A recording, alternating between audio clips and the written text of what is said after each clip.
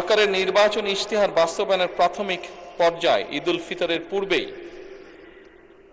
যা আমরা দেশের মানুষের কাছে প্রতিশ্রুতি দিয়েছিলাম,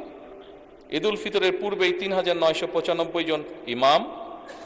২,৯৭৫ জন মুয়াজ্জিন, ২,৬০৪ জন খাদেম এবং হিন্দু মন্দিরের ১১৪ জন পুরোহিত, ৮৩ জন সেবায়িত, বৌদ্ধ বিহার বা প্যাগোডার ১৫ জন অধ্যক্ষ এবং ১৬ জন উপাধ্যক্ষ, সর্বমোট ৯,১০২ জন উপকারভোগীর ব্যাংক অ্যাকাউন্টে নির্বাচনী প্রতিশ্রুতি অনুযায়ী সম্মানী পৌঁছে দেওয়া হয়েছে। মাননীয় স্পিকার, ই হেলথ কার্ড প্রদান বিষয়ে পাইলটিং কার্যক্রমের আওতায় খুলনা জেলায় ই হেলথ কার্ড প্রদানের জন্য একটি প্রকল্প অনুমোদন প্রক্রিয়াধীন রয়েছে।